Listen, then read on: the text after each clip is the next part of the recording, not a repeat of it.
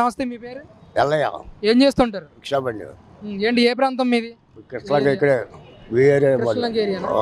ఏంటి బాబాయ్, మరి మీ తూర్పు నియోజకవర్గంలో గద్దె రామ్మోహన్ రావు గారు ఒకవైపు, అవినాష్ గారు ఒకవైపు పోటీలో ఉన్నారు కదా, ఎవరు గెలిచే అవకాశం ఉందంటారు? గడ్డ రామారావు గారు గెలిచే అవకాశం ఉంది. ఎందుకంటే మంచి పనులు చేస్తున్నాడు, బాగా పని చేస్తాం, చాలా బాగా చేస్తున్నాడు. లేని వాళ్ళు కూడా చాలా ఉపయోగపడుతున్నాడు, మంచి పనులు చేస్తున్నాడు. ఏంటి మరి అవినాష్ గారు రిటైనింగ్ వాళ్ళు కట్టించాము, ఖచ్చితంగా మేము గెలుస్తామని అంటా ఉన్నారు. రిటర్న్ వాళ్ళంటే అది ఎప్పటి నుంచో అమలు ఉంది కదా, అది ఇవాళ కానీ చంద్రబాబు నాయుడు ఉన్న ఎమ్మెల్యేనే అది ఆఫర్లో ఉంది. అది ఇప్పుడు అధికారం ఉంది కాబట్టి ఎక్కడిస్తున్నారు అంతే. ఏంటి అసలు గద్దె రామ్మోహన్ రావు గారు 10 సంవత్సరాల నుంచి ఇక్కడ ఎమ్మెల్యేగా ఉన్నారు కదా, ఎలాంటి న్యాయం చేశారంటారు ప్రజలకు? కానీ ఇక్కడ అభివృద్ధి చేశాడు అందరికీ, ఎవరికి లేదనుకుండా మిస్ అవ్వకుండా బాగా చేశాడు, చక్కగా అన్ని పనులు చేశాడు. నాకు రిక్షాబడి లేదు, నాకు ఆయన ఇప్పించాడు, ఆయన పెట్టినానే నాకు ఇప్పించాడు. అలా ఎంతమందికి హెల్ప్ చేసి ఉంటారు ఈయన? చాలా మంది చేశాడు, తోపుడు పనులు ఇప్పించాడు, రిక్షా పనులు ఇప్పించాడు, ఏంటి ప్లాట్ఫారం రిక్షా పనులు ఇప్పించాడు, మిక్చర్ పనులు ఇప్పించాడు, అన్నీ ఇప్పించాడు, చాలా బాగా చేశాడు. మంచి వ్యక్తి అంటారు అయితే? మంచి వ్యక్తి, చాలా మంచి మనిషి, నంబర్ 1 క్యాండిడేట్. గెలిచే అవకాశం ఉందంటారు ఈసారి? గెలిచే అవకాశం ఉందా? గెలుస్తాడు, గ్యారంటీగా గెలుస్తాడు, సమస్య లేదు అక్కడ.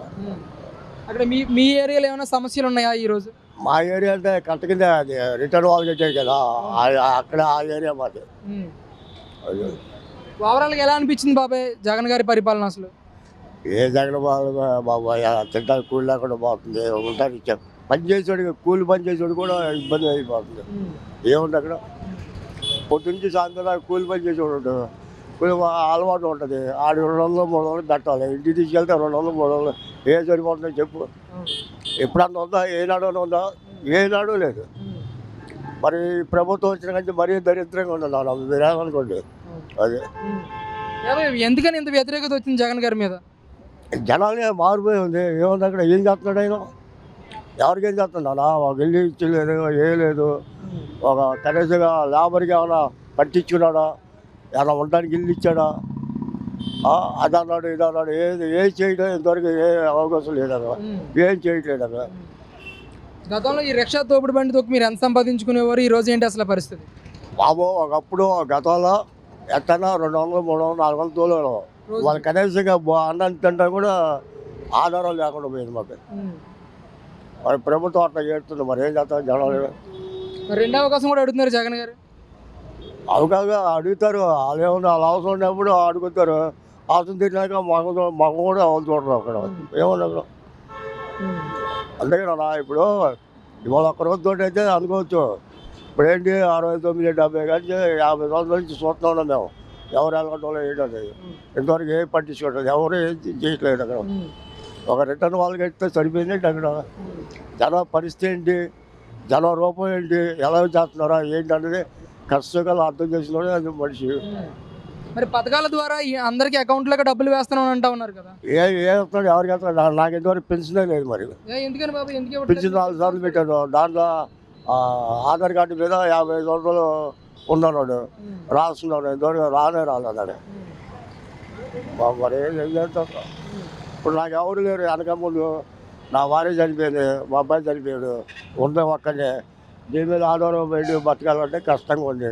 ఒక పూట ఉండే ఒక పూటలాగా అట్ట దొరికేస్తున్నాం లేదు.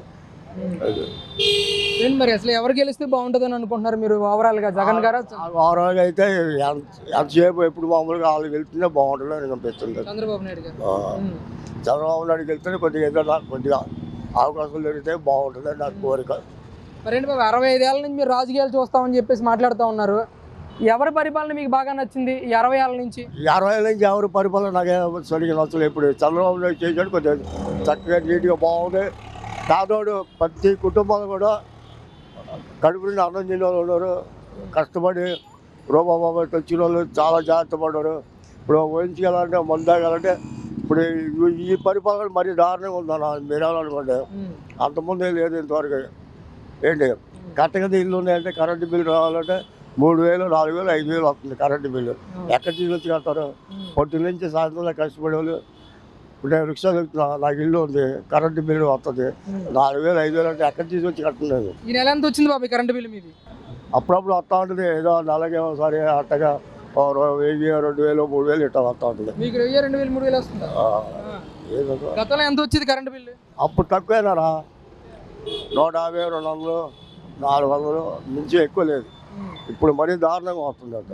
ఆ వరద బాధలు వచ్చినాయి, ఏం పట్టించుకోలేదు. కనీసంగా వరద బాధలు వచ్చినప్పుడు అయితే ప్రతి ఎవరైనా సరే ఇల్లు మునిగిపోయినా ఏంటని వచ్చి కనీసంగా రూపాయి ఇచ్చినా మా రాదు లేడు. ఈయన రూపాయి ఇచ్చాడు, 10 రూపాయలు ఇచ్చాడు, 1000 రూపాయలు ఇచ్చాడు, తెల్లారి కరెంటు బిల్లు అవన్నీ దాని మీద వేసి పడేసాడు. ఏం సుఖం అక్కడ. ఏంటి బాబు ఆఖరిగా మీ ఎమ్మెల్యే, ప్రస్తుతంగా ఉన్న ఎమ్మెల్యే గద్దె రామ్మోహన్ రావు గారి గురించి చెప్పాలంటే ఒక్క మాటలో ఏం చెప్తారు బాబాయ్ అసలు? ఒక మాటలో చాలా కరెక్ట్ ఉన్నాను. ఆయన గద్దరామన్ గారు నంబర్ 1 క్యాండిడేట్. ఆయన గెలుస్తాడు, నాకు నమ్మకం ఉంది. అది మీరు ఏమని అనుకోండి. థ్యాంక్ యూ బాబు. నమస్తే, మీ పేరు? రాము. ఏం చేస్తుంటారు బాబు? నేను క్యాటరింగ్ ఏ ఏరియా బాబాయ్ మీది? ఏరియా.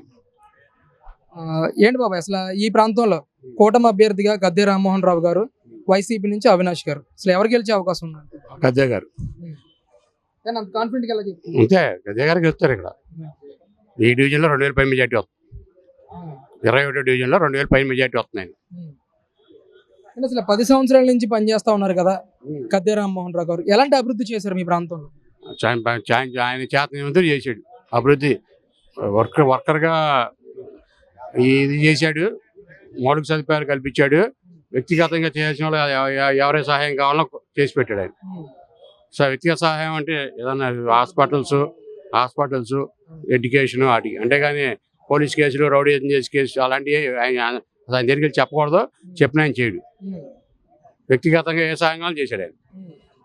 మౌలిక సదుపాయాల్లో అంటే గవర్నమెంట్ పరంగా రోడ్ వేపింగ్ కానీ, డ్రైనేజ్, అలా కొన్ని కరెంటు కానీ అలాంటి వాటిలో చేశాడు. ఎడ్యుకేషన్గా చేశాడు. కృష్ణలంక ప్రాంతం, ఇంకోటి కృష్ణలంక ఇక్కడ పుట్టి పెట్టినండి.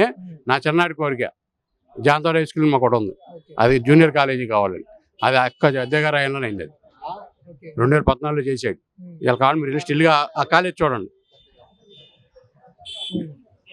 ఎందుకంటే కృష్ణలంక 10th క్లాస్ దాకా అటుపక్క వెళ్ళేవాళ్ళు పిల్లలు. ఇక్కడ జూనియర్ కాలేజ్ వచ్చింది. అది ఎవరు అలా కాల, అంత హామీలుగా ఎవరికైనా హామీగా ఉంది కానీ అది చేశాడు ఆయన. ఈ కృష్ణలంక ప్రాంతానికి సంబంధించి రిటైనింగ్ వాళ్ళు మేము పూర్తి చేసాము, ఖచ్చితంగా మేము గెలిచి తీరుతాం అని చెప్పేసి కూడా వైసీపీ నాయకులు మాట్లాడుతాం. రిటైనింగ్ వాళ్ళు శాంక్షన్ అయింది ఎప్పుడు?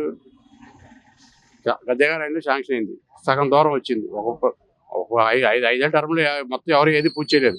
తర్వాత మీద కంప్లీట్ చేశారు వీళ్ళు. అది శంకుస్థాపన చేసిన వాడు ఒకడు, ఓపెన్ చేసిన మేము చేసేవాడు అలా పోతే అది కుదరదు. అది దానికి ఒక పునాది వేసింది ఆయనగా. మిగతా చేసి ఉండొచ్చు. పునాది వేసింది ఆయన కదా. ఒక బిట్ వరకు చేసుకొచ్చాడు.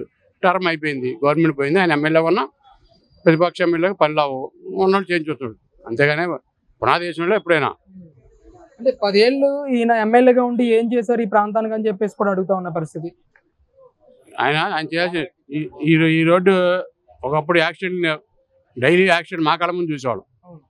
ఈ రోడ్డు పైన కట్ట రోడ్డు, అది కట్ట గోడ ప్లేస్లో కట్ట ఉండేది. ఎవరిగా గొక్కు దాటేవాళ్ళు. హైవేలో వెహికల్స్ మంచి స్పీడ్లో వచ్చి ఈ రోడ్ ఇక్కడ వరకు ఇచ్చేసాడు. అది మౌలిక సదుపాయాల్లో మెయిన్. అది కృష్ణలంకి ఈ ప్రాంతంలో ఎండాకాలం ఒక సమ్మర్లో ఏసీ లాంచ్ చేసాం, కరెంట్ పోయేది, ట్రిప్ అయిపోయేది, హై పవర్ పెంచాడు. అది మౌలిక సదుపాయంగా ప్రజలు తెలవదు. అది ఏది డబ్బులు ఇస్తేనే అనుకుంటారు. అది రిటైనింగ్ వాళ్ళు మీరే అన్నారు కదా. ఇక్కడ సీఎం రిలీఫ్ ఫండ్ కానీ, అనారోగ్యం వచ్చిందని కానీ ఎవరైనా ఏదైనా సాయం చేశాడు. ఎడ్యుకేషన్ సాయం చేశాడు, తోపుడు బళ్ళు పెట్టించాడు. ఆయన చేతన ఆయన చేశాడు. ఇంకా అంతగానే కావాలి. ఇప్పుడు ఆయన నుంచి అంతగానో ఆశించకూడదు ప్రజలు. ఎమ్మెల్యే అంటే మన ఎలాగైనా సాయం చేసేట్టు ఉండాలి. 10 సార్లు చుట్టూ తిప్పుకునే విధంగా ఉండకూడదు. ఏంటి బాబు అసలు మీ ప్రాంతంలో ఎంత మెజార్టీ వచ్చే అవకాశం ఉందంటారు ఈ కృష్ణలంక ఏరియాలో? ఈ 21 డివిజన్లో 2000 తగ్గదు మెజార్టీ. పోయిసారి 1700 చిల్లర వచ్చింది, ఈసారి 2000 దాటుతుంది.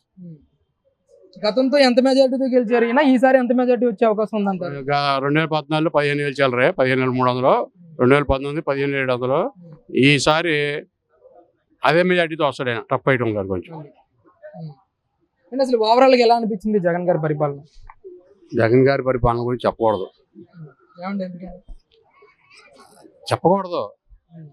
ఎందుకంటే తిట్టామనుకుంటారు, పొగిడామనుకో ఉంటారు. ఇప్పుడు నేను తిట్టానికి ఇప్పుడు ఆయన పొగడానికి ఆయన తిట్టాడు. అది అలా వస్తుంది. దీన్ని ప్రజలే నిర్ణయిస్తారు. అసలు కూటమిగా ఒకవైపు వస్తా ఉన్నారు, ఒకవైపు వైసీపీ. అసలు ఎవరిని ఆశీర్వదించే అవకాశం ఉందంటారు వచ్చే ఎలక్షన్లో? 30 రోజులనే కదా ఎలక్షన్ ఉంది సార్. కూటమి ఎన్ని స్థానాలు గెలిచే అవకాశం ఉందంటే? నా తెలిసి 130 స్థానాలు ఈజీగా వస్తాయి. కూటమి ఏరియాల వారి చెప్పన్నా కూడా చెప్తాను. శ్రీకాకుళం టు గుంటూరు జిల్లా 101 స్థానాలు. ఓకే. 101 స్థానాలు 80 స్థానాలు ఈజీ కూటమి వస్తాయి. ఓకే. ఇక అక్కడి నుంచి మిగతాయి ప్రకాశం, నెల్లూరు 22 స్థానాలు, 15 స్థానాలు ఈజీ కూటమి వస్తాయి. రాయలసీమ 52, మినిమం 25 స్థానాలు కూటమి వస్తాయి. కాబట్టి 130 బ్యాలెన్స్ చేసుకున్నాం.